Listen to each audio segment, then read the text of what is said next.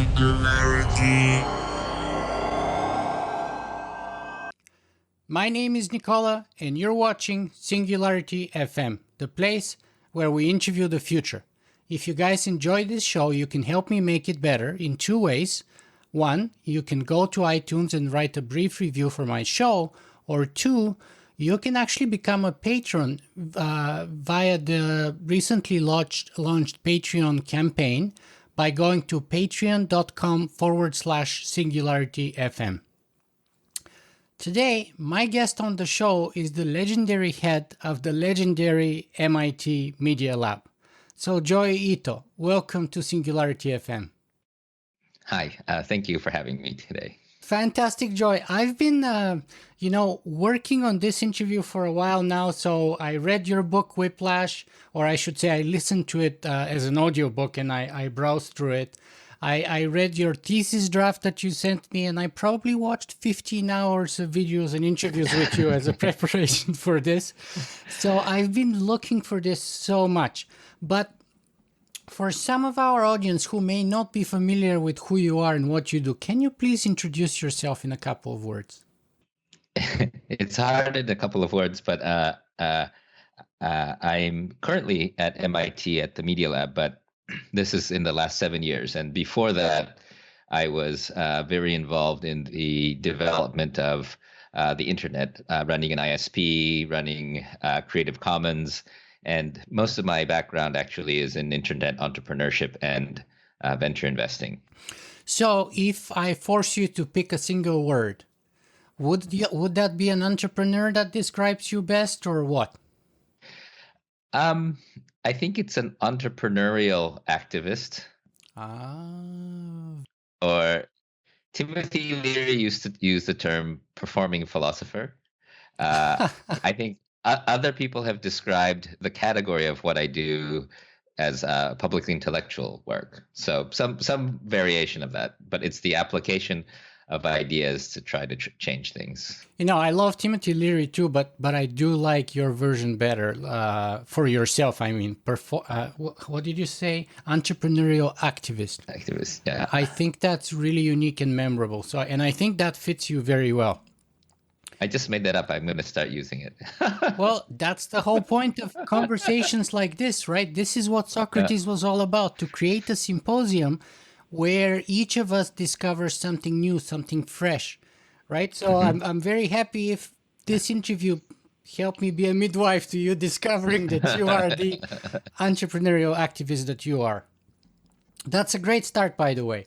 So let's throw another fun question there. Dog person or a cat person? Dog. Dog. Why dog? Well, let's see. Well, mostly I've had dogs, but I think dogs are more social. And I think that my primary medium of expression and intervention is in communities rather than by myself. Mm-hmm. Yeah. And as Ryan Holiday says, cats are just animals that live in your house. Yeah, exactly. Because they're always kind of like giving the impression that, they don't really need you for anything. They just like give you the grace of hanging out in your place, but they can take off anytime they feel like it. Whereas dogs... They train you. Absolutely. Dogs train you. Exactly right. What kind of dog did you have, by the way? So we have two Japanese mutts. We used to live in the countryside in Japan. Mm-hmm. And they're kind of like the local security system, because you can hear when there's a stranger in the village by whose dog is barking. And so they just give you these dogs as part of the ecosystem of the village, and we brought them to Boston with us when we moved. So are they barking now all day long? A lot, yeah.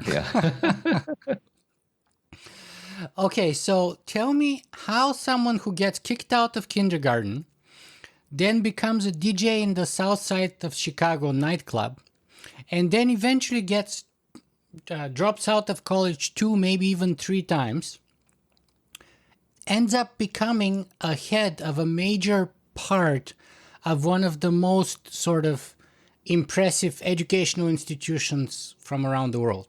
How is that even possible? You don't even have an undergraduate degree, as far as I No, know. no, I don't.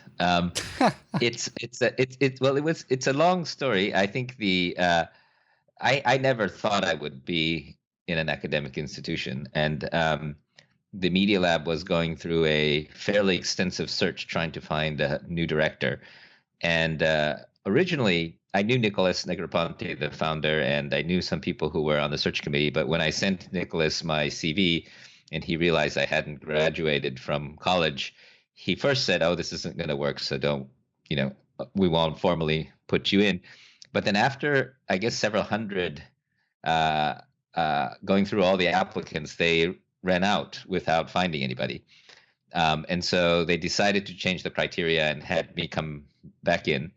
And I met them for a few days, the students and the faculty and staff, and we just hit it off. And it just became, and this is what's sort of wonderful about MIT. I think it's quite a pragmatic school. So once the lab decided that it made sense, the provost and the president, the dean were. I guess the president was involved, but the provost basically welcomed me in very warmly, and it's never been an issue once I've gotten there. And I think the key thing is the Media Lab is not a traditional research lab, and it's I think we're now doing so many things that the only way you can actually support the lab is you almost have to be interested in everything, which is kind of the opposite of what academics are supposed to do. So finding somebody with an academic career that could be interested in everything was actually quite a challenge. So they had to reach out of their traditional pool.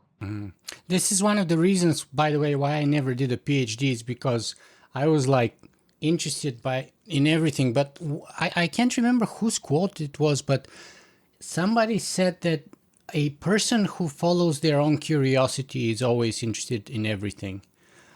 Whereas the people who are interested in only one thing are kind of just like following orders, almost like. Yeah.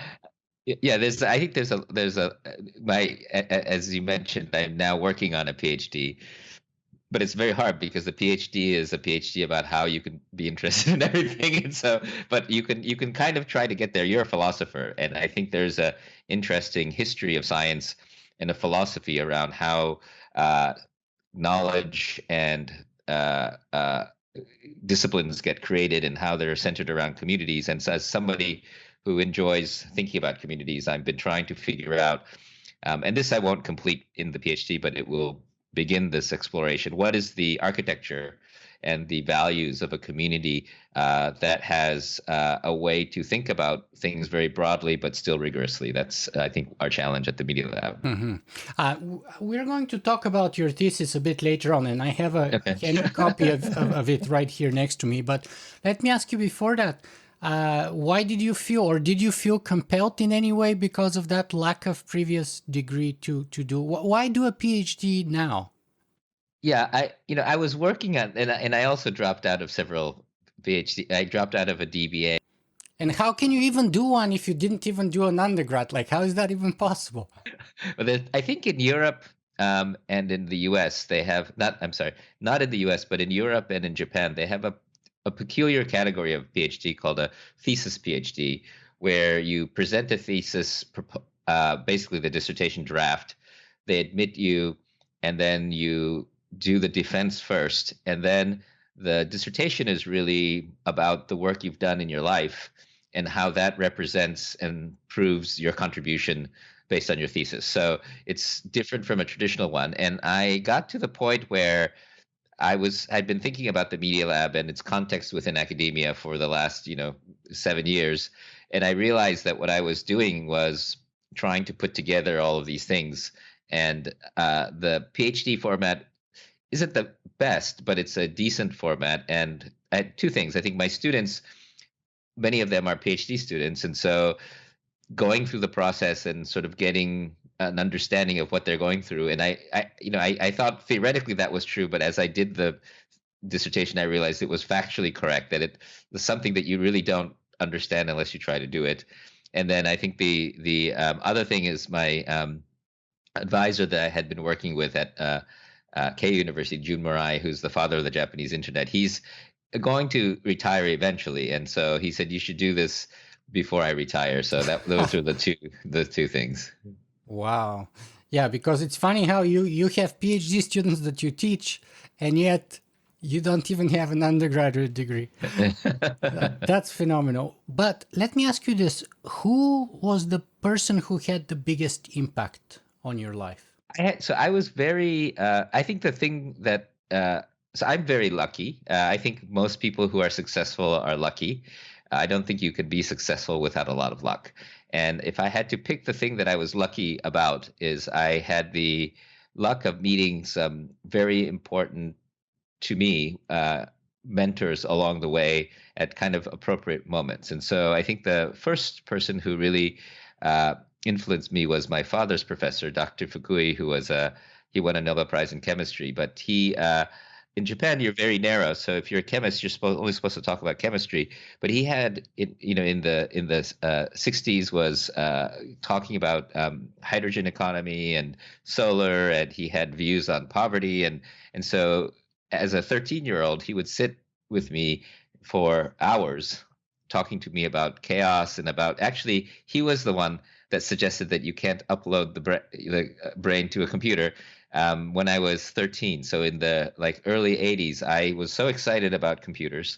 I still remember this, and I had learned about computers, and I had a 2-hour dinner with him, and I said I am going to upload my brain to a computer. And he didn't say absolutely no, but he said, go study chaos theory and come back and let's talk. And this is at 13, so you're a very small kid. So I then started reading, and basically the point was the world is quite complex and it's not as easy as you think. And then later, when I was in high school, I got excited about the internet and was explaining the internet to him, and he said, beware of fluctuation amplification, which turns out, I think, is one of the bigger problems. So those ideas really helped. And still, as you can see, I'm still thinking about them. And then I think the other person is Timothy Leary, who I met when I was 20, just turning 24. And he was kind of knocked me off of this path I was on that was a little bit sort of going into the spiritual path, looking for a guru. And he sort of very quickly said, this is all, most of it's a joke. Most of it's not true. There is no guru. Think for yourself. His whole thing was think for yourself and question authority. And so that got me into a different mode in my early 20s. And then there have been others, Stanislav Shinsky, who was a college dropout or a high school dropout, who created the field of amorphous materials, and many other people. So that's why I was able to, without any education, stumble around and learn. Was I was able to go find people who were, in your words, through a Socratic method, engaged. And I think what I still do this as well, is I think some of the most interesting people love talking to children because it challenges them to explain things in understandable ways. And kids often give you or ask you questions or give you insights that people in your field might not. So I think this relationship between mentors and students is a really important piece, and that I think a good university experience will give it to you, but you don't necessarily need to go to university for that. Yeah, I agree. I couldn't agree more with you. And there's three things that I just want to very briefly touch on here based on what you said. The first thing is that you said you've been very lucky to have tremendous mentors at different points in your life. And that reminds me to a Japanese saying which says, when the student is ready, the teacher shows up. So I think you were ready on that, on your journey to meet those people. The other thing is that you're talking about how Timothy Leary pushed you not to seek the guru. And basically, I'm a big fan of Zen, and they're saying that, what was the saying? Well, I think Alan Watts says that if you think you need a guru and you need to go to Japan, then you need a guru and you need to go to Japan. But you don't have to. You can find it anywhere. And basically, it's up to you. So you don't really need a guru or to go to a particular place. Just like you don't need 20 years to reach enlightenment. You can actually get it in 5 seconds. It can take 20 years, but it can take 5 seconds, and it's up to you. And then lastly, you called me a philosopher, so I just want to be clear that I am at best a simple philosopher in the sort of a school of Socrates, rather than, let's say, an advanced philosopher like Kant, and his categorical imperative and all of that. I'm more of a simple philosopher who is interested, as you said, in asking good questions and in helping people apply philosophy in their daily life, which I think is the original spirit of philosophy, which is why I'm most attracted to ancient Greek and Roman philosophy like Stoicism, because I believe that kind of philosophy has immediate application today just as much as it had 2,000 or 3,000 years ago. And you're always asking questions. I've also listened to a number of your podcasts now, and this was a story that Timothy Leary told me. Was there are these kids trying to find the meaning of life, so they go to India and they search for years, going into the mountains, and finally they find the guru who knows the meaning of life, and they ask the guru, what is the meaning of life? And the guru says, wet birds don't fly at night. and then they say, the kids say, they don't? And the guru says, do they?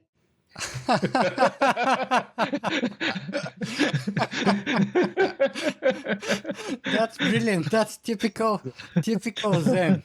That's brilliant. Loving it. So let me ask you this though. You said you listened to a number of my podcasts. Yes. How come? And like which one is your favorite or your least favorite? So, well, when I got invited to your podcast, I originally thought, reading the email that you sent me, that I was going to be invited as a guest into a sermon at the Church of Singularity. So I thought that I needed to at least know my enemy. So I decided I should listen and kind of get an understanding of what I was in for. But I was surprised, pleasantly surprised, and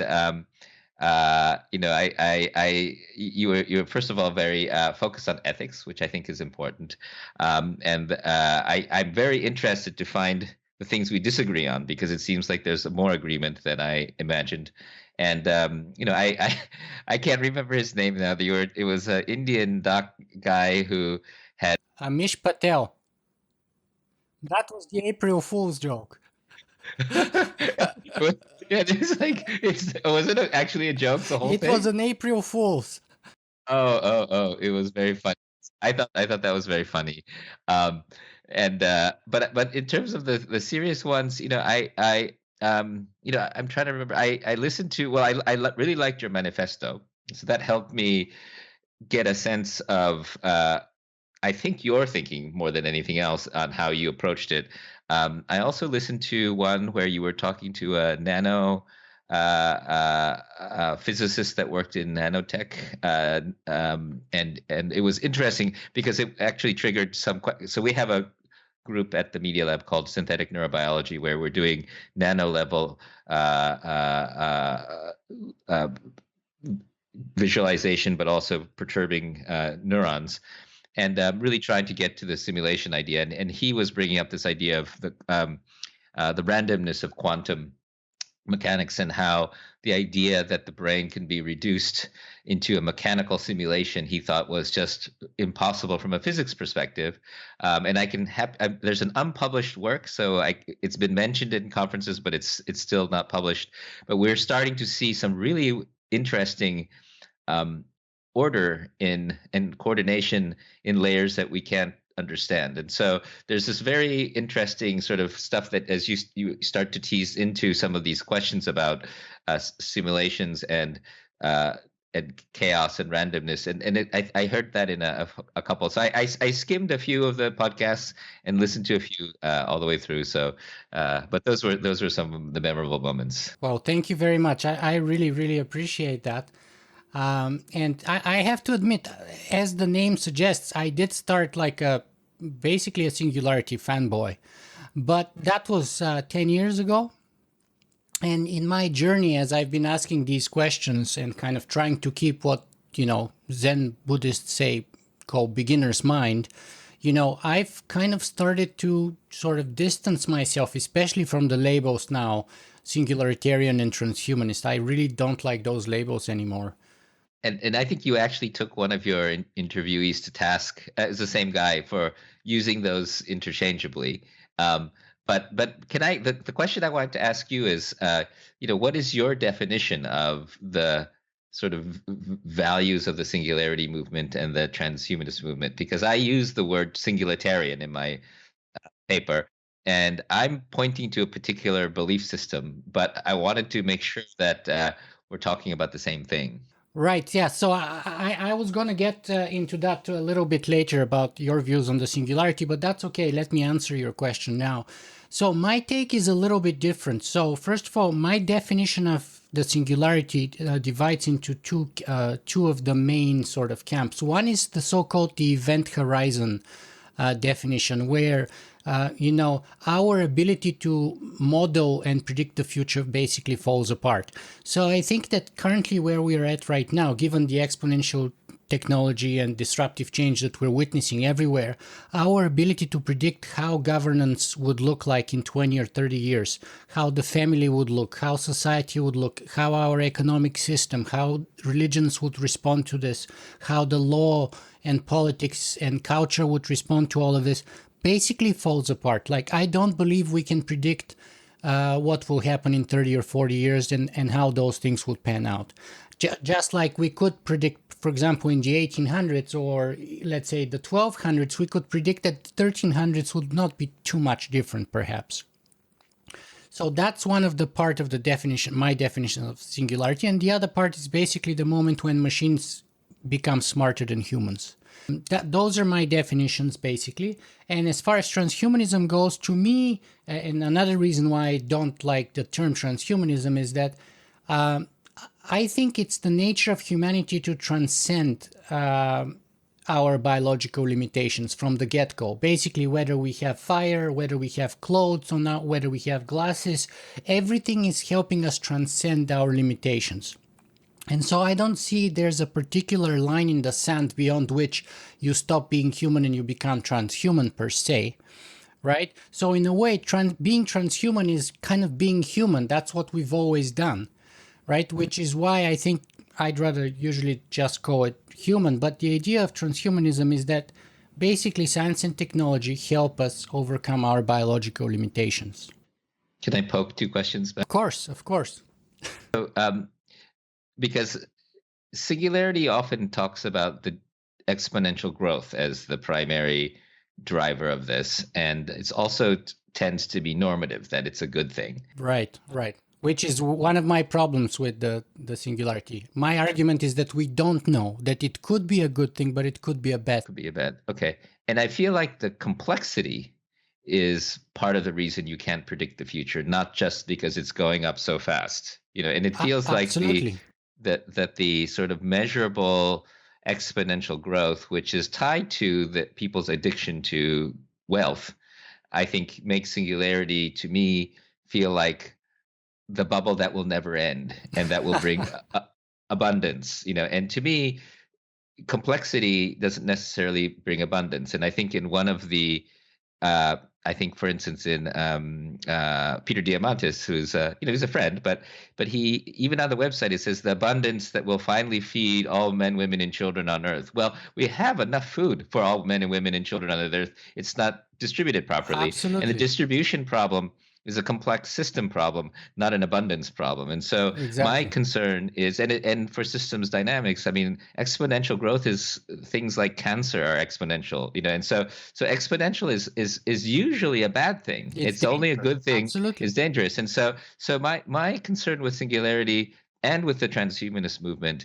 and this is kind of what I was, I think, trying to say in my essay that we might talk about, is that the church and the cult of singularity and transhumanism that is normatively pushing people to believe that we should achieve these at all costs, and that transcendence, whether it's in the singularity sense or in the transhuman sense, is sort of by definition a good thing, and that power is good, and both of these help us achieve power. That's the framework that I find somewhat troublesome. And we are 100% in alignment with that, because the whole point of me starting my blog, coming from the Greco-Roman philosophical perspective, was to say that technology is not enough, that technology in itself is amoral, and I even wrote this short article called Technology is Not Enough, where I say exactly this. We have all the tools and the abundance to build, to give food to everyone, to build housing to everyone, to give them fresh water and so on. And yet we're not accomplishing that,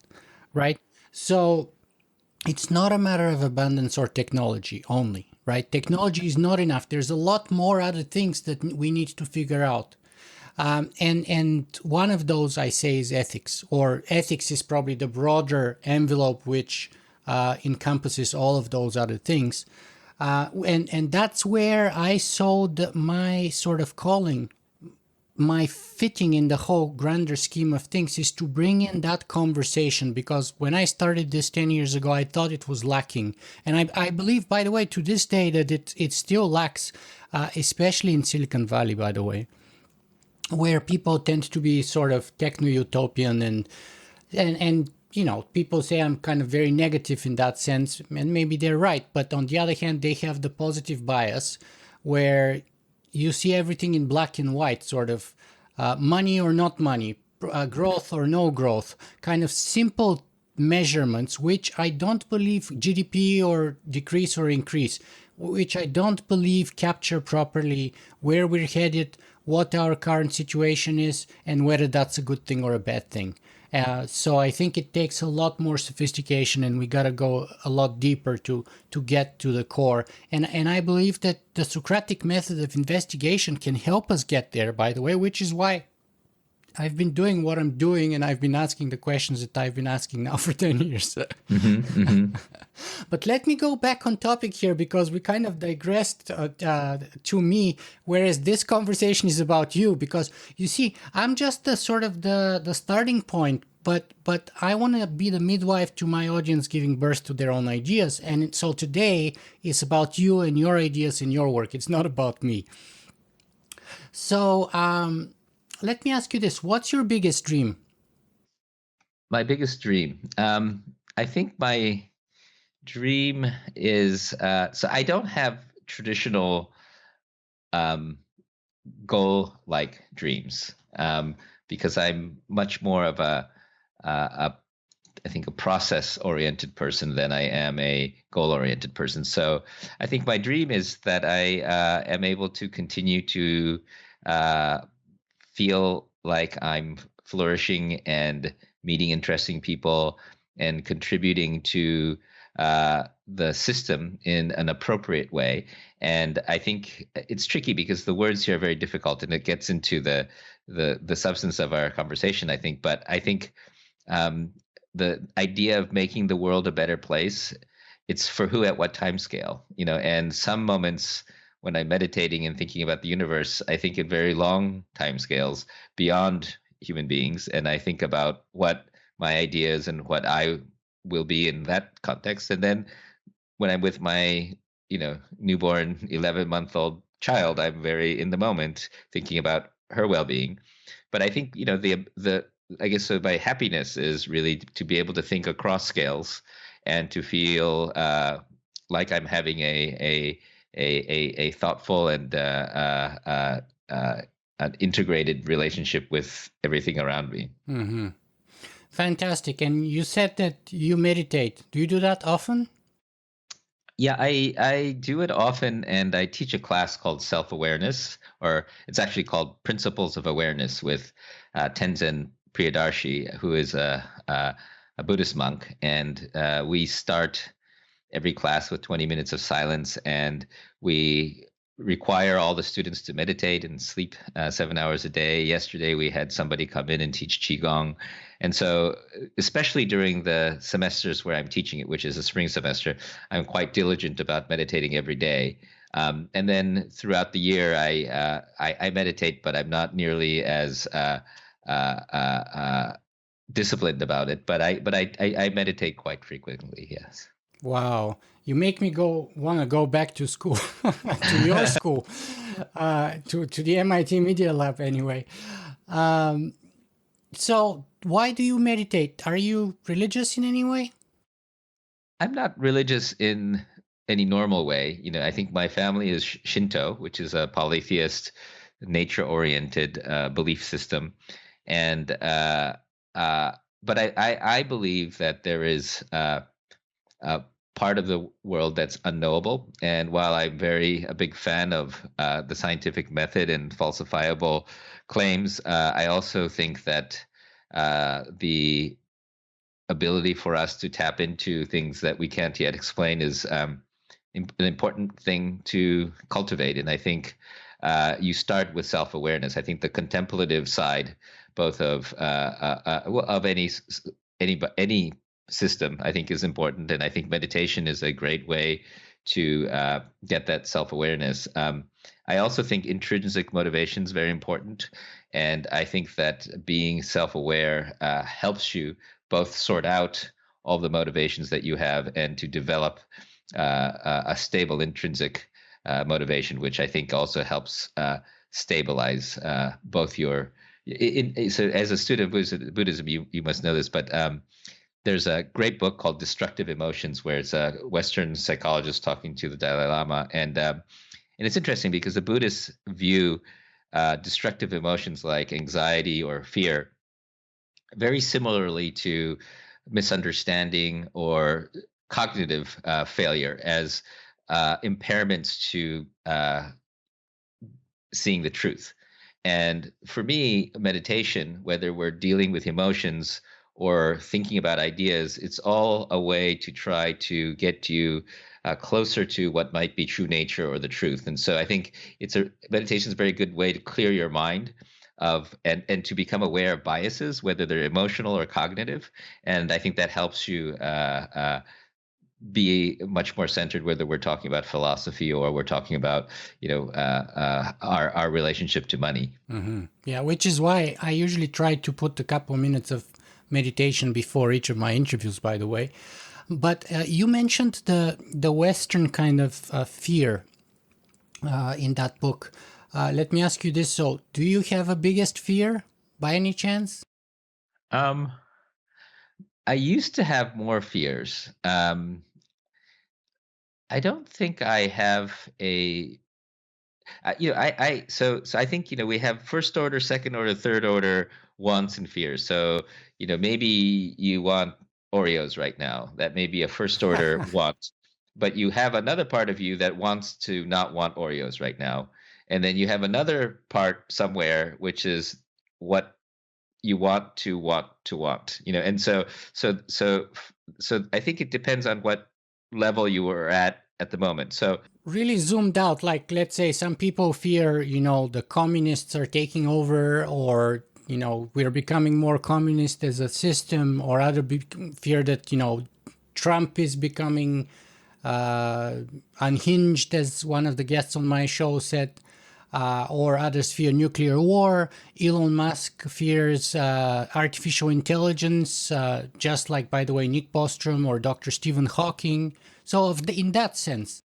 yeah, well, so the problem is I when I zoom out, I zoom all the way out. And when I zoom all the way out, I'm not afraid of anything because I think humans aren't really that great for certain ecosystems. I there really isn't anything that is fearful to me at the end of all things. And so, I might have certain things that I feel if I were to pick, would I want the end of humanity or not? Of course, as a human, I feel a duty to try to protect humanity, but would the end of humanity really be that awful from a cosmic perspective? I don't really know. Probably not. And this is where maybe the singularity folks and the transhumanists and I might differ, because I think I think what will happen, and it's neither good nor bad. And I think we have a role as individuals in a population in an evolutionary system to try to behave in a way that's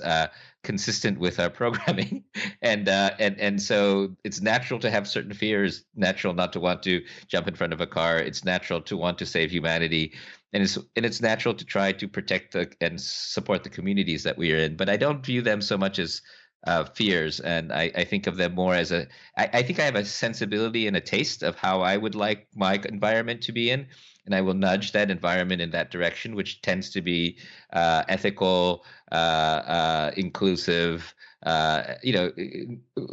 free of violence and excessive suffering. So those things. I mean, my values are quite clear.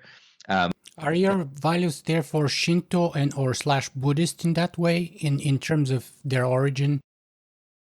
I think I have, yes, I think the Shinto idea that humans aren't particularly special, that we're all just part of nature, and this is a generally indigenous idea, which Animist is that idea, very animist. animist idea that nature doesn't belong to us, we belong to nature. So that's I think I believe, and then and and I am transhumanist in the way that you described it in your manifesto, which is I don't think that uh, our particular version of carbon-based neural intelligence should have special rights over any other kind of intelligence. I really like the way you framed that, and I would agree with that as well.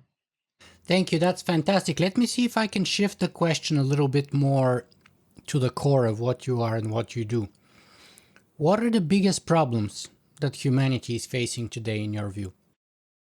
So I think the biggest problems that we have, if we were to look at the system of the planet and society, is that a lot of the positive feedback loops that we've created through our capitalist system and our focus on creating and deploying technologies for growth, convenience, and efficiency has created these exponential growths and markets that generally are going up. But what we've done is we've externalized costs, we've extracted from the environment, and we're creating complex systems that had in the past been able to be adaptive. So the temperature of the earth, the temperature of our body is usually in something like an equilibrium because our systems are self-adaptive. And I think by creating these exponential systems, we've started to knock them off balance. So, the life expectancy in the US is now decreasing. You see that the climate problem is not being solved. It's still continuing to be, headed in the wrong direction. And we have, I would say, social inequity is a problem that hasn't been solved. And this is not a new idea, but Donella Meadows and many of the systems dynamics people were very clear, even back in the 60s and 70s when they were working with the Club of Rome, that these tools that we've created, like entrepreneurship and investment, actually cause the poverty because you're really taking money and extracting it from the working class and depositing it in the passive capital class, and that growth by itself often exacerbates these problems. But the problem in society is that these tools that served us very well, I think if you look at post-war Japan or post-war Europe, it was pretty obvious that we had to build bridges and factories, and there was some fundamental infrastructural things that would lift people out of poverty that we did. Including education and healthcare, by the way, which are free in both Japan and across Europe usually. Absolutely. And I think our fight against infectious disease was tremendously successful. But now what we're seeing is that people are dying because of chronic diseases caused by obesity and bad food.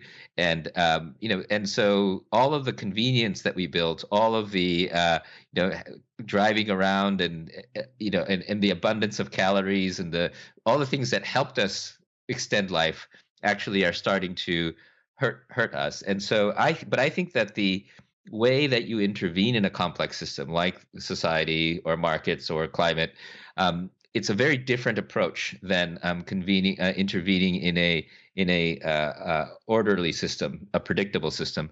And so I think that we don't currently have the tools, but I think we don't currently have the paradigm. So I think one of the things when you think about it from an evolutionary dynamics perspective is that the paradigm, which is money and economics, and all of the individuals and the systems evolving towards maximizing returns, for instance, has driven us to work in this way.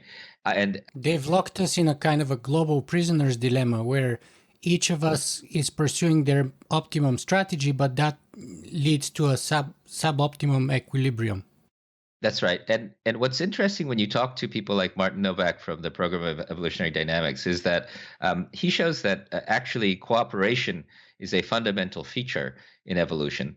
And that even human beings, when you don't give them this sort of mechanism for calculation, will default to a more cooperative, altruistic interaction, and that in fact the complexity that we generate in natural systems comes from cooperation, not from competition. So thinking about competition as the primary driver of education is actually wrong. So when they say Darwinian evolution, that's actually a very narrow piece of evolution. And what I think we've done is we've created a paradigm trying to increase the productivity of manufacturing that's focused more on competition and focused on a single metric of growth and a reduction of the payout function that's created an unhealthy evolutionary system. And I think the way you change that oversimplified reductionist view, which is the economics view, is that you have to change the values of society so that greed is good should sound stupid. More than enough should sound appropriate. And it should feel disgusting to do things that hurt the system. And I think there's a lot of actually academic work. This was fun doing the research for my thesis that really does show that when you turn things into financial transactions, it will diminish the will for people to do the work. It will extract a lot of the diversity and nuance from systems. And so I think this kind of neoliberal or this new short-term financial model, I think, is sort of the key thing that we might need to change. And again, I think a lot of economists from Stiglitz to others have been poking at this. And again, I fight with the economists all the time because they always say, well, you're being unfair by focusing on GDP and all of and the utility function. We're way beyond that. And I say, well, you may be way beyond that, but whenever you guys are on a panel, all you talk about is GDP. So there's like the intellectual part, which is they have started to see the limits of their of economics. But when you get an economist on a policy discussion, they're still reducing it to dollars and cents. So I will come back to this, but let me see if I can. I've got, you're one of those people. Usually I can keep my interviews easily for 2 or 3 hours, but you are one of those who I can keep probably for a week. And we'll still find new topics to talk about. But unfortunately, we only have about 80 minutes and we've used about 40 of them. So let me see if I can hit the main points I want to hit here in the following 40 minutes. So how does the MIT Media Lab fit within this context that you just painted for us with respect to those problems, or does it? Because many people may not be familiar with what the MIT Lab is. Mm-hmm. So I think when the Media Lab was started 2 years ago, it was also interestingly around the same time that Wired Magazine and TED and all these and Alan Kay famously said you invent the future, you predict the future by inventing it. And it was a very optimistic time, when Apple Computer was overthrowing IBM, and we were moving from the stodgy institutions of Boston to the free Silicon Valley mode. And so I think we were, the Media Lab. Apple had the Oliver Stone commercial where we break the Brick Brother thing. And Apple delivered a box with a blinking cursor saying, "Oh, no, sorry, it was a Ridley Scott commercial. I apologize." Yeah. But the Apple computer was a blinking cursor saying, "Program me," right? Now Apple, you break your warranty if you jailbreak it, right? So those were an optimistic period where everybody just wanted to be generative and open, and so the over the last 30 years, I think we have started to realize that you can't just make stuff and that it will be good. And that even myself, I was quite optimistic about the internet really maybe just solving a lot of the world's problems by just giving everyone a voice. And little did we know that just giving everyone a voice wasn't enough, And so I think right now we're kind of in a mode where everyone in our industry, including the Media Lab, needs to be reflective, needs to realize that the complex problems that I was talking about are actually not about just inventing more efficient or more convenient stuff. And the Media Lab has always been about the relationships between humans and machines, whether it's interfaces or internet or social media or social physics.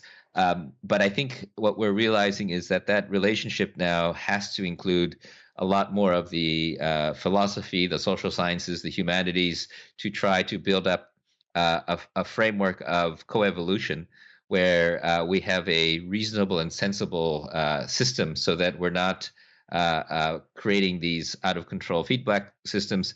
And we're also not creating an engineered platform that's independent of the social values. And so integrating these values, and I think at the individual level, all of these engineers had values, and they had hopes that their technology would do what you want to do. I mean, it's a great. Seymour Papert was one of the early founding faculty of the Media Lab, and there are these old videos of him from the the early days of personal computing, and he said someday every school would have a computer, and the computers will be computer languages will be used to unlock people's creativity like a new language. And the whole point was they were going to learn to code so that they could express themselves and be creative. But today all of our coding is about vocational stuff, so that you can become another programmer at a big tech firm, and it's not about being creative, and it's not about expression. And so I think a lot of these tools that we created at the Media Lab, assuming that they would just turn into these wonderfully creative, socially beneficial things, have become a part of this system. And so I would say I don't think I speak on behalf of everyone at the Media Lab, but I do think that there is a substantial number of faculty and students who are in a much more reflective and critical view. We just had a 60 minutes segment done on us, which was great, but it's interesting because I got cut out of most of it because I was talking mostly about the concern that I have for technology, but they wanted to just talk about the future factory of the Media Lab. And so one of the things that's kind of interesting, I think, for me, is that the Media Lab is often criticized for being techno-utopian. And we have a lot of faculty, and myself included, who are optimistic but critical. But the press doesn't pick up that side of the story. They want to pick up the old shiny utopian side, and so it reinforces this impression that the Media Lab is really about just the happy stuff, Which is, by the way, one of the sort of niches that my show fits very well, is because I interview a lot of people like you, and one of the most common complaints that I get, and you just basically gave it, was that people go on TV or somewhere or in a documentary and they have a 1 or 2 hour interviews that ends up being edited into like 2 or 3 minute sound bites that end up being put in a way that they tell a story that has nothing to do with what the person was actually trying to say or arguing about. Right, and which is why, for example, I don't ever try to cut in between during our interview. I cut in the beginning, I cut in the end, and basically I want to give the authentic, the real, the 100% impression and view that people can put forward. Right, I don't want to edit you out, and I think it's very important that we don't have edited conversations, because we lose 90% of the meat. And as you just said, in this case with 60 Minutes, great series, but they cut out the important stuff, it seems. Now, and let me focus a little bit on that here, even though time is advancing. That, you see, one of the terms right now, because you're talking about that technology would not by itself be sufficient, even science would not by itself be sufficient, because one of the sort of the popular terms right now is STEM: science, technology, engineering, and math. And the idea is, if you get those 4 right, we're going to be fine. My argument is no, we're not going to be fine, because technology and even science and engineering are not enough. Even math is not enough. We need more. We need ethics. And you talk about bringing media, arts, and sciences. So we can bring STEM, but we also need media and arts at the Media Lab. So tell me about that. Why arts? Arts are the most useless thing you can do. I mean, think about it. Silicon Valley can't make money out of arts most of the time. You can't scale them. You can't. They don't fit in the economic paradigm we live in very well. And why even waste time therefore on them? They're not productive. So I think the really interesting point is that, and this was an argument that we had with even the art community when I was working on creating the arts category for Pre-Ars Electronica, which is a competition in Austria. And the role of the artist is to use tools or use a technology in unexpected and unusual ways that the designer or a normal person would never do, and also to try to help people reflect on technologies and things from different perspectives that would not normally happen. And I think one of the problems that we have when we are focused on productivity and on returns is you get stuck in these local optimums, and you get stuck in these patterns of belief or values. And what art is if you think about it from an evolutionary perspective, that's the mutation. That's the person who says, I could actually turn this around and rotate it. What are you going to do about that? And people will say, why did you do that? They said, because. But now that you've turned it around, suddenly this thing that you thought was only this way, when you look at it sideways, you realize there's another dimension. And so artists, I think, just from a purely pragmatic perspective, they're the ones that help us advance by going into search spaces that you wouldn't go if you're purely pursuing efficiency or financial returns. And then the other thing that they do is that they bring a social context in. And so critical design and a lot of artists. So even I think it was Tony and Fiona Raby's lab at Royal Academy of Arts. They had a long time ago, even before we started talking about self-driving car ethics, they had an art piece about a self-driving car that I think was trained in one country not being allowed to be used in another country. And it was an artist from which I first heard that idea that you'd have different training contexts. And so artists, because they're free of having to actually prove exactly how you would do it, they might come up with ideas that would serve us well. And so I think arts is at a purely pragmatic way, that's one piece of it. And I think art also helps us take and this gets a little bit into the design and aesthetics and philosophy, but you also can use art as a way to translate values out of a system. So if you're looking at an indigenous population that is very in tune with natural systems, it might be that you take the aesthetic system that they have and translate it into, say, let's say Muji or these minimalist movements. They often express themselves as an artistic form. But if a bunch of kids start saying, I love this minimalism, that may lead to a behavior that might be more sustainable than, loving gold-plated toilet seats.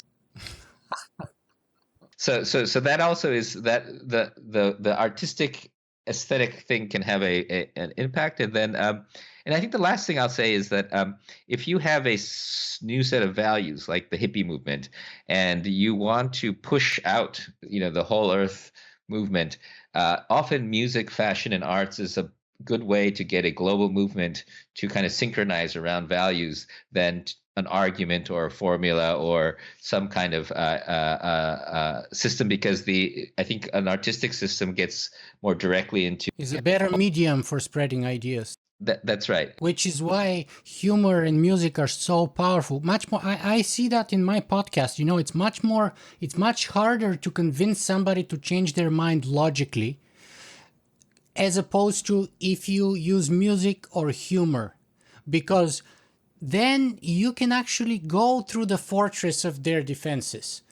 And you can actually communicate and reach places that you otherwise can't. So music and humor and art are much more powerful. And by the way, to continue what you're saying, this is where I think philosophy and my role comes into, because people say, well, you're not very optimistic necessarily about the future. You're supposed to be very optimistic.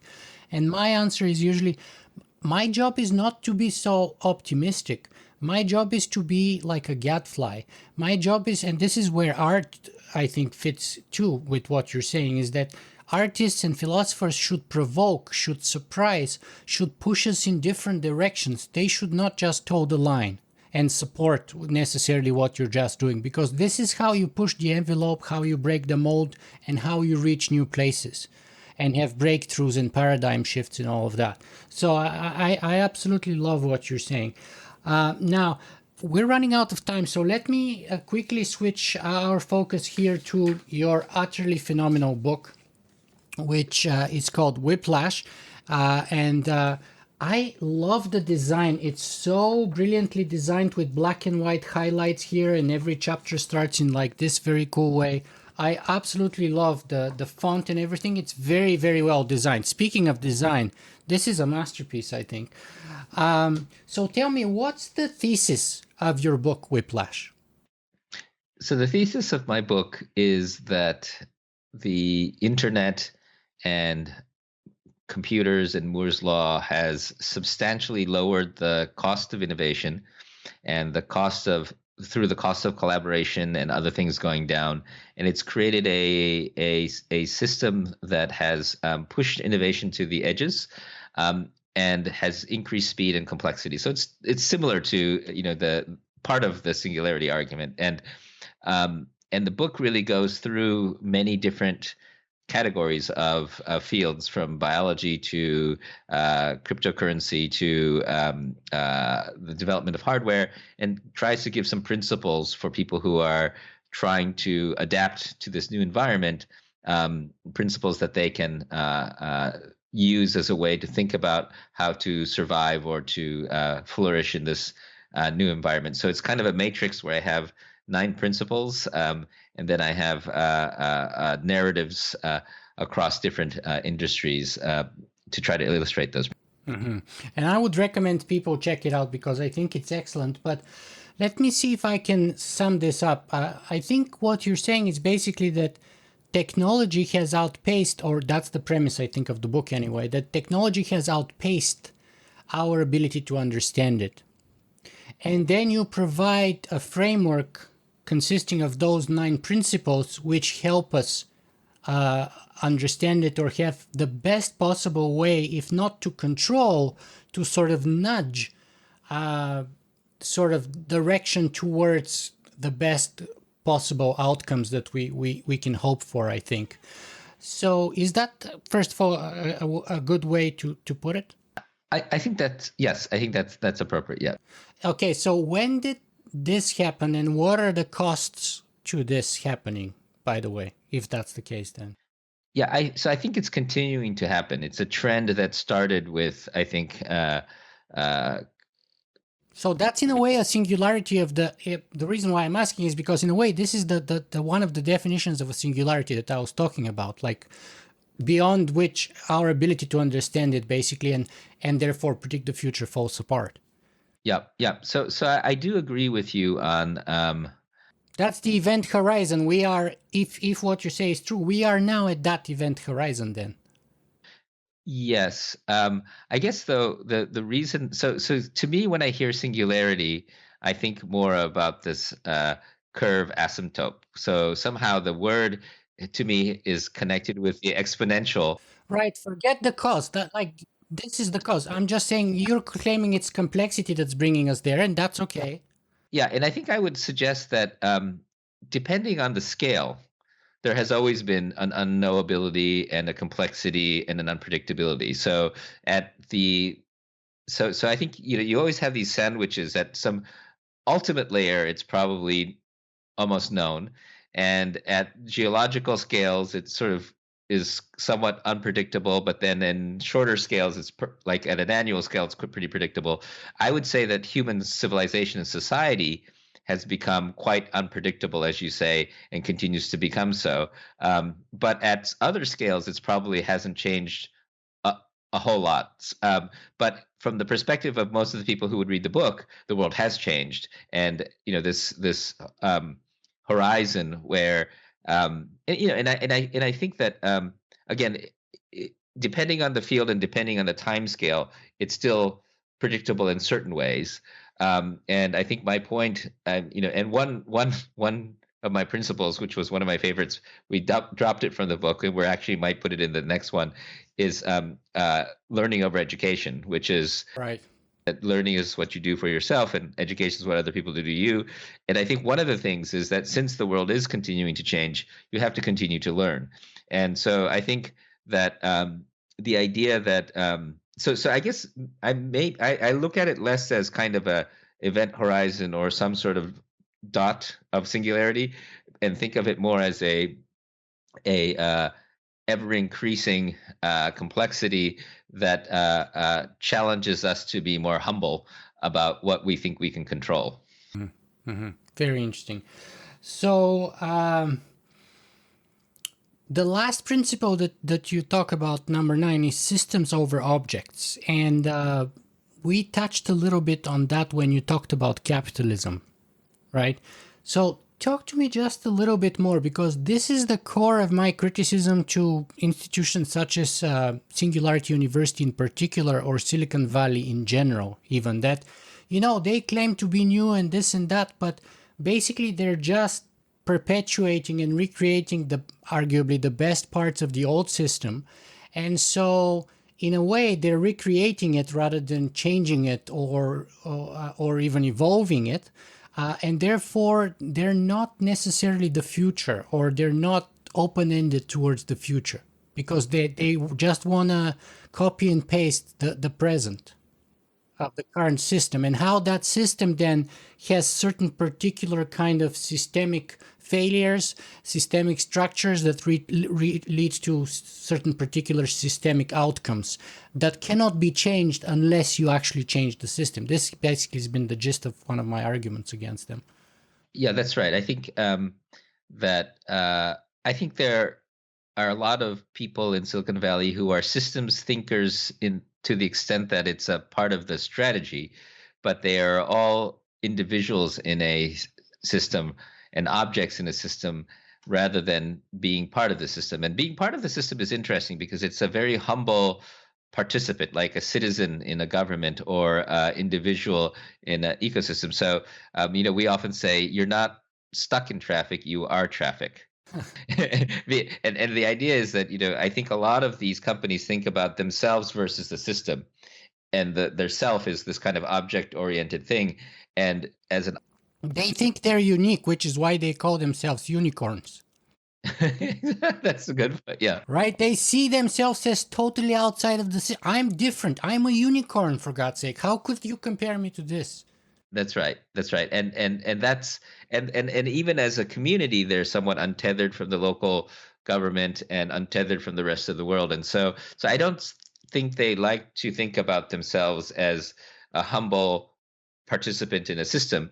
And this causes this kind of, and when they're successful, though, the companies that are successful and become unicorns, they become, I don't think they like to be called cancers, but sort of from a systems perspective, it's almost cancerous in that they become either monopolistic or they become so big that they actually take the nutrients out of the system from others. Now, compared to Wall Street and the other financial systems, it is a generally growing system. So I think the argument that Silicon Valley will say is that we're not zero sum, the pie is increasing, but it's hard to say because it's not zero sum depending on how you measure it. But there are certain things that are zero. I mean, there's limits to growth, and there's there's only so much physical stuff. I wrote this article some time ago called "Why Technology is the Future of Politics and Politics is the Future of Technology," and I argued that the view perpetuated by Silicon Valley in general and Singularity University in particular is that we need more money, capital, technology, and everything will be fine. But, the golden state is the poorest state in the United States, by the way, when you take into consideration cost of living.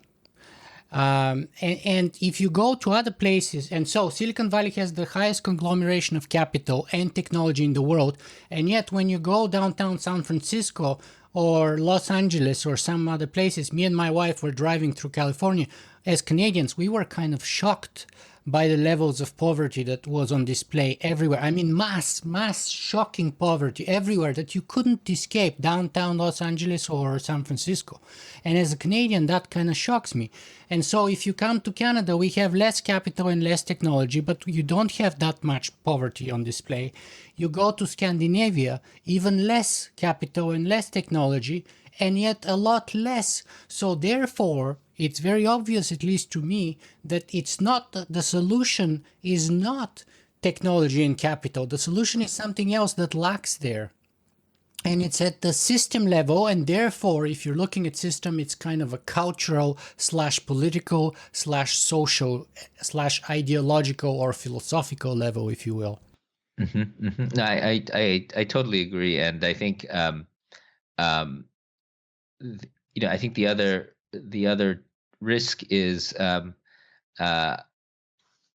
even when they look at the system. I mean, I think it's just if you've been successful. First of all, when you become a billionaire, everybody treats you like you're smart, and it's very difficult to become self-aware enough to know how and to become humble, even though you've built a company and become a billionaire. And so I think billionaires need to do what the Roman emperors used to do, which is have somebody who would tell them all the time, and you are mortal too. But the thing is, now billionaires tell themselves, oh, I'm not going to be mortal because I'm going to defeat aging. So they think they're gods in some ways. And that self-perpetuating prophecy that, oh, I made money, therefore I'm very smart. And if I'm smart in making money, I'm therefore smart in politics. I'm smart in social culture, and I can tell people what to do in all those other fields that have nothing to do with money. Yeah, and and there's a lot of first of all, there's a number of them, so they're enough to be a culture, and then you have storytellers like Ayn Rand and others who have kind of created a framework for thinking about themselves as self-congratulatory framework.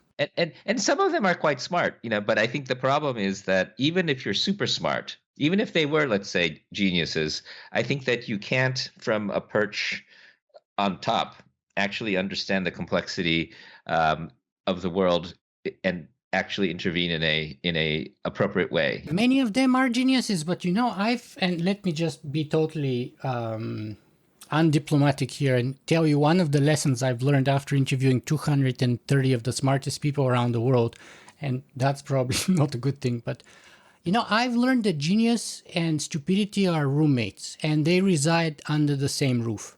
Because you can have people who are brilliant geniuses in one field, and yet in the same time they go into another field and they totally have no clue what they're talking about. And yet because they're so good in that one field, they believe they're entitled to be right in the other field too. No, and that's common. And I think you mentioned Caesars, but I was remembering there was an essay that I read a long time ago. I can't remember who wrote it, but it was talking about what's called the Caesar complex. So if you become a Caesar, it takes every part of you and amplifies it, so that if you're narrow, you burn down the whole city. And so I think there is also this other thing that happens once people stop telling you you're wrong, and it does start to warp values as well. And I think there's a similar risk of that. Yeah, and I to be honest, one of the things that got me concerned when I was for 10 weeks at Singularity University in Silicon Valley was that there's this reverence for those people who have achieved $1 billion net worth or more. There's a reverence for them.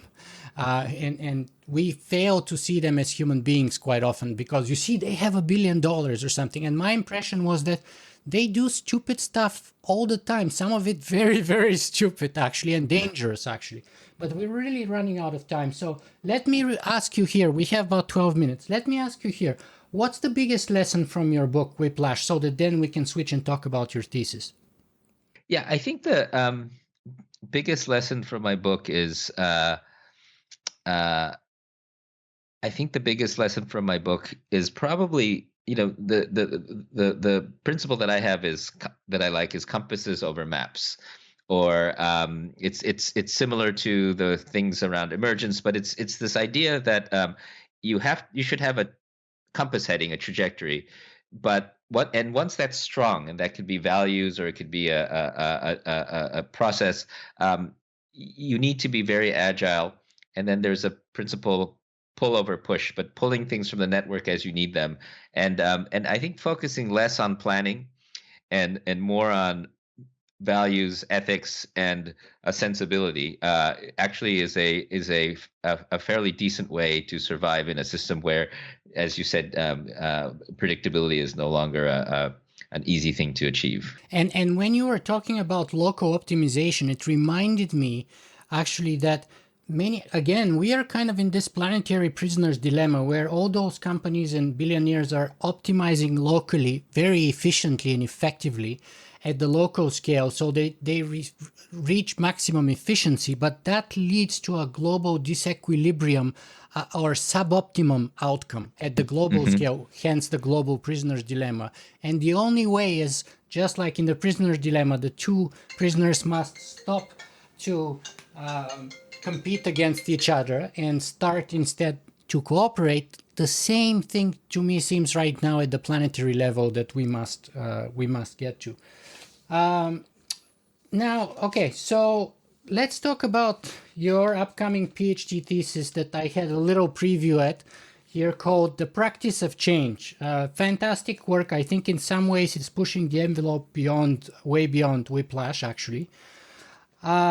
And the main question that you start with is, quote, how can we understand and effectively intervene in interconnected, complex, self-adapted systems, end of quote, which is what we were talking about. So tell us, how can we do that? I mean, I think it connects a lot to what we've talked about, which is, and I draw on the work of Donella Meadows, who talked a lot about how you intervene in complex systems, and I'll use an illustration that I use in the paper about Monopoly. So everyone knows the game Monopoly. It turns out in 1903 or so, it was actually invented. It was based on a game called Landlord's Game, which was by the Georgists, who were basically the precursors to communists. And they were talking about how rents and property ownership would drive people to tenants that were impoverished. And it was a game to try to teach kids the perils of capitalism. Winner takes it all kind of outcomes. But the game was to show how that was bad, and teach kids, away from capitalism. But Parker Brothers just changed the goal from teaching people about the perils of capitalism to, you are now the capitalist and you win when you drive your friends to bankruptcy. And what's interesting is that the rules primarily stayed the same. They just changed the goals. And when you look at a system, let's say the economy or climate, we're doing a lot of work trying to come up with new rules and regulations, and trying to figure out technologies to try to create, let's say, enlightened self-interest, to try to get people to harm the environment less, or harm poor people less. But if the goal is still to try to make as much money as you can, because the old sayings, I'd rather be rich than stupid. It's like, that's the goal, right? So the problem is, if that's the goal, you can throw all these rules in, but often the system will evolve around these rules, and you will continue to be using all of the tools at your disposal to become the biggest, most powerful company or the richest, most powerful person. And again, we have great rules like antitrust and other things that we should be using to tackle the perils of things like monopolies. But ultimately, if we could change the goals, I think, and get people so that their primary goal in life wasn't to make a lot of money and to eliminate and drive to bankruptcy their friends, but in fact to collaborate and to create systems that are measured more about happiness and flourishing, I think the behavior of these companies would change. Now, it might not need me to do that, because you now start to see kids are not wanting to go to companies that have the wrong values. You see people boycotting products that aren't good. You see the Parkland kids finally coming up, protesting guns in a way that politicians were never able to do. You see the Time's Up movement, and so there are these movements coming that are going through this cultural, somewhat emotional layer to change the behavior of people. And if you can change the behavior of everyone in the system, then I think that changes. So Donella Meadows' point was the power to transcend paradigms.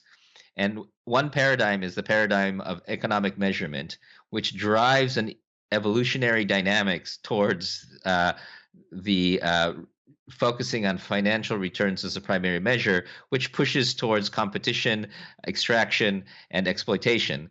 But if the values, if you transcend that and say, you know what, I'm not just going to measure everything in money, I'm going to measure it in things like the richness of experience, the how naturally robust something feels like, and also just measuring things in size.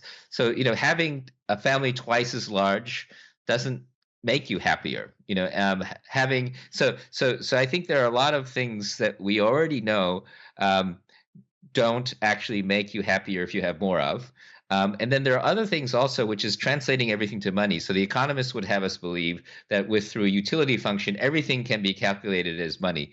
But it turns out that in organizations, if you start to reward people financially, sometimes that creates a transactional feeling for those behaviors, and people who might otherwise do them stop doing them. Or the one that Larry Lessig likes to use is sex. If you pay for sex, it doesn't feel as good as if you get it from an amateur for free, right? So there are many things that when you convert into a transaction reduces the value. And so it's not that those things aren't existing already in society, but the value of money has really taken off to a destructive level. And so it's about rebalancing this. And I think the point that I'm trying to explore in my thesis is both the way in which you do those interventions, focusing on social inequity, climate, and health, and how we might redesign everything from higher education to the way we think about managing communities, to try to tackle, I think, the biggest problems today, which are all these wicked, complex problems. Mm-hmm. And let me just do a couple of short quotes here. So in the beginning, you say that your goal is to, quote, ask questions that drive us to the conversations about first principles and how we should design and intervene. End of quote. Very Socratic approach, by the way, to ask questions and to start a conversation. And then one of the starting claims you make is, quote, I argue that markets do not provide the appropriate mechanism for addressing the complex societal problems that face us. You see, that's very different from what Silicon Valley says. Silicon Valley says just more capital and more technology and we solve all of our problems. That's basically, which is why we need more venture capital, more startups. And if everyone's a startup, we'll not have any problems in our planet. Basically the argument. And you say, systems dynamics provides a way to understand and intervene in a complex system design as way to describe intervention from within complex systems. So that's where I think you're really kind of like pushing the envelope further. But we are running out of time. We probably only have like 3 or 4 minutes here left. So, and of course, as you said, I used to be a Singularity fanboy. So I started out calling everything the Singularity, Singularity FM, Singularity Info.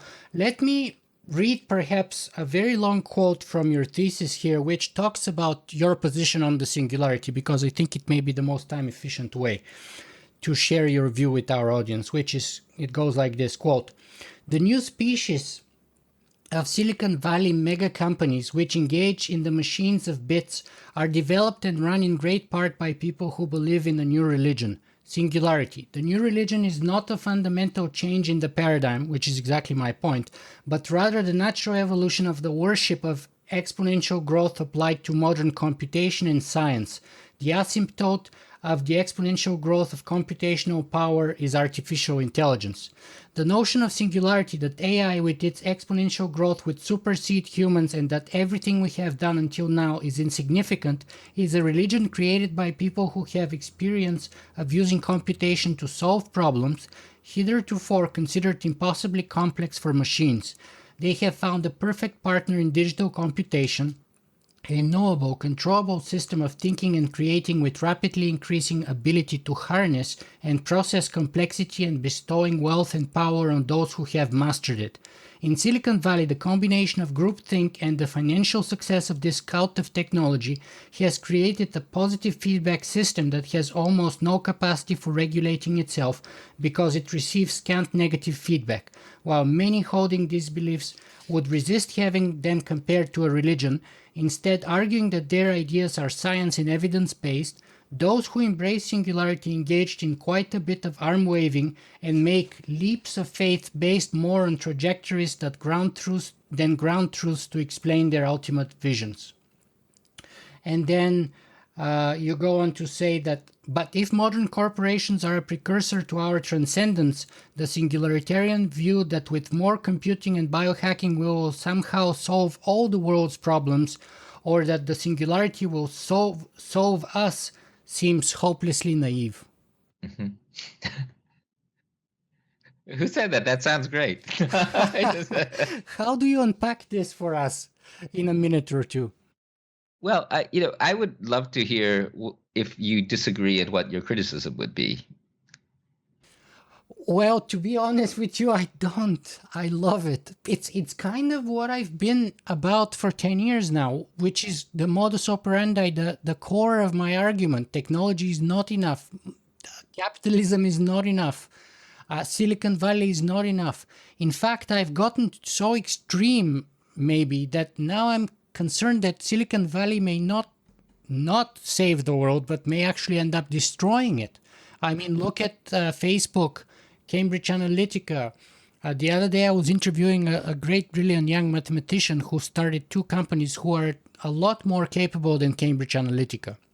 And they're called Quid and Primer, both huge defense contractors. So I agree with everything that you say. Okay. I can't argue with it. Because when I got your email, I thought you were going to pick it apart. I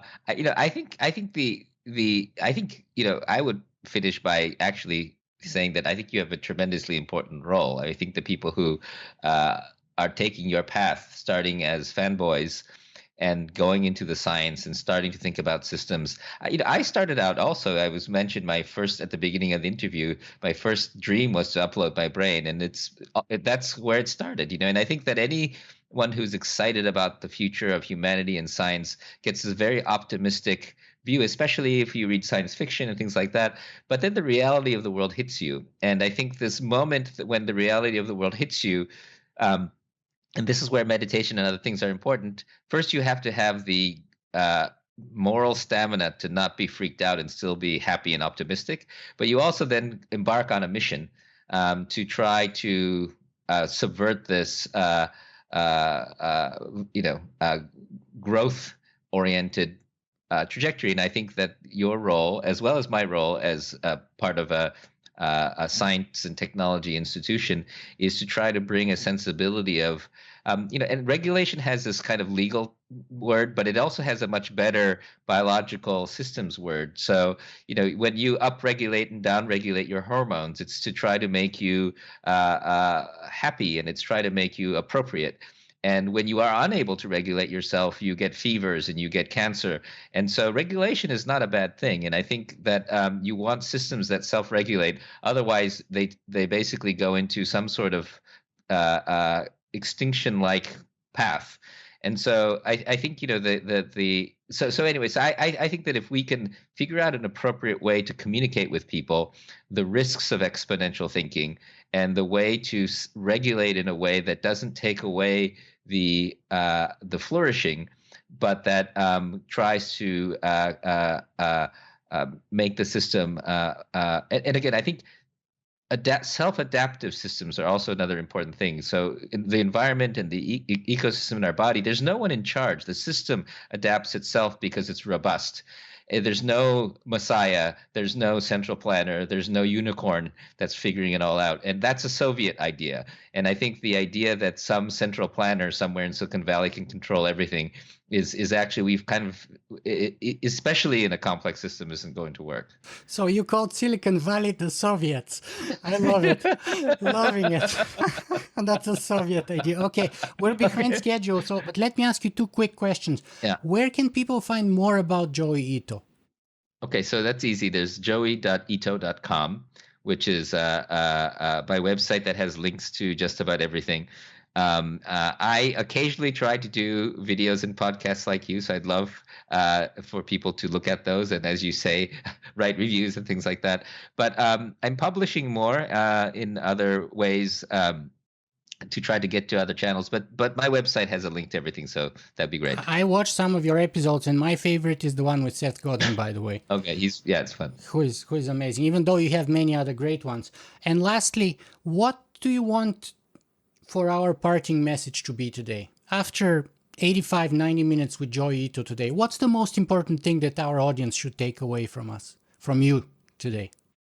I think it's to have a critical view of science, technology, and everything without losing hope and optimism. And that balance, I think, is essential for whether you're a technologist or you're a lawmaker or anyone else. Joi Ito, thank you very much for being with us today. Thank you.